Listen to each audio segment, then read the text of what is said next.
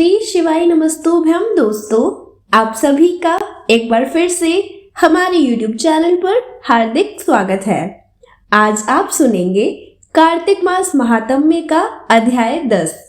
सब प्रकार के विघ्नों का नाश करने वाले गणेश जी, सारी सृष्टि का पालन करने वाले भगवान विष्णु, ज्ञान की दाता सरस्वती जी, सब पुराणों के कर्ता श्री व्यास जी तथा सभी ज्ञानी जनों के चरण कमलों में नमस्कार करके भगवान की श्रद्धा और भक्ति रस में डूबे हुए कार्तिक मास की कथा कहती हूँ। सभी पापों से मुक्ति दिलाकर इस लोक में सर्व सुख, धन, वैभव, रिद्धि सिद्धि और अंत में मोक्ष प्रदायक है यह पावन कथा। आइए भक्तजनों, अब हम अध्याय 10 प्रारंभ करते हैं। इतनी कथा सुनने के पश्चात महाराज पृथु ने देवर्षि जी से विनती की, हे महामुनि, आपने कार्तिक मास में विष्णु भगवान की पूजा का महात्म्य सुनाया। इस मास में यदि अन्य किसी देवता का पूजन या व्रत होता हो तो वह भी कहिए।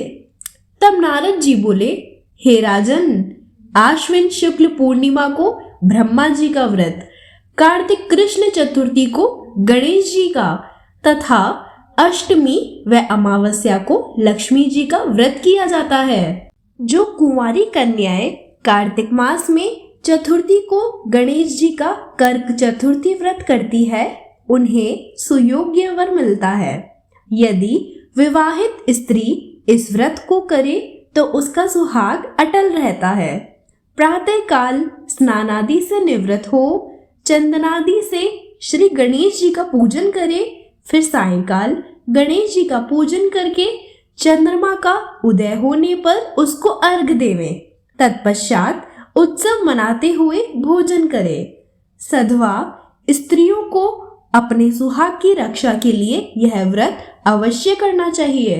कर्क चतुर्थी व्रत के महत्व का वर्णन करते हुए नारद जी ने कहा, हे राजा पृथु, अब इस व्रत का एक इतिहास हम तुमको सुनाते हैं, ध्यान पूर्वक सुनो। भद्रावती नगरी में सुधर्मा नामक का एक राजा था। उसके रविदत्त, सुशर्मा, जयशर्मा और सुशोभन नाम के 4 पुत्र तथा वीरमती नामक एक कन्या थी। सुधर्मा ने अपनी कन्या का विवाह देवव्रत के साथ कर दिया। वे दोनों प्रेम पूर्वक रहने लगे। एक दिन अचानक घर में सर्प द्वारा काटे जाने से देवव्रत की मृत्यु हो गई। यह देख वीरमती जोर जोर से रोने चिल्लाने लगी। आवाज सुनकर उसके माता पिता, चारों भाई तथा पुरवासी भी वहां पर आ गए और देवव्रत को मारा हुआ देखकर समस्त नगर दुख के सागर में डूब गया। उसी समय दुखों को दूर करने वाले महर्षि पुलस्त्य मुनि अचानक वहां आ पहुंचे। राजा ने हाथ जोड़कर विनय पूर्वक उनसे पूछा, हे महात्मन, किस पाप के कारण मेरी यह कन्या विधवा हुई है? पुलस्त्य मुनि ने बतलाया कि कार्तिक मास के कृष्ण पक्ष की गणेश चतुर्थी का व्रत न करने के कारण ही यह कन्या वैधव्य को प्राप्त हुई है। फिर पुलस्त्य जी ने कहा, एक समय दैत्यों के नाश का उपाय खोजने के लिए ब्रह्मा, विष्णु, महेश तथा इंद्रादि सब देवता एकत्रित हुए। उस समय ब्रह्मा जी ने कहा कि गणेश चतुर्थी का व्रत संपूर्ण वित्तियों का विनाश करने वाला है। तब सब देवताओं ने कार्तिक कृष्ण चतुर्थी को व्रत किया, जिससे दैत्यों पर विजय प्राप्त हुई। विजय होने के बाद समस्त देवताओं ने गणेश जी से कहा कि वर मांगो। तब गणेश जी ने कहा कि जो स्त्री कार्तिक कृष्ण चतुर्थी का व्रत करे उसका पति चिरजीवी तथा जो ना करे वह विधवा हो। अतः समस्त स्त्रियों को यह व्रत अवश्य करना चाहिए। हे राजन, तुम्हारी कन्या ने इस व्रत को नहीं किया था, इसी कारण यह विधवा हुई है। यदि अब भी यह व्रत करे तो उसका मृत पति जीवित हो सकता है। इतना कहकर पुलस्त्य मुनि चले गए। तब राजा ने अपने जामाता का शरीर तेल में सुरक्षित रखवा दिया।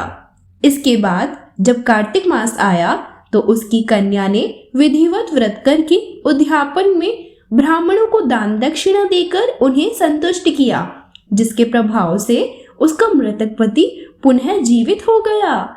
नारद जी कहते हैं, हे राजा पृथु, सौभाग्यवती स्त्रियों को अपने सुहाग की रक्षा तथा संतान प्राप्ति के लिए यह व्रत अवश्य करना चाहिए।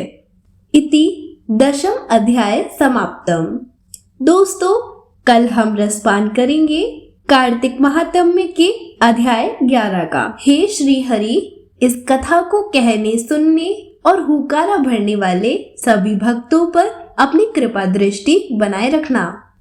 ऐसी और व्रत कथाओं के लिए और कार्तिक महात्म्य के संपूर्ण 35 अध्याय को सुनने के लिए चैनल को सब्सक्राइब, वीडियो को लाइक और कमेंट बॉक्स में ओम नमो नारायण लिखना ना भूलें।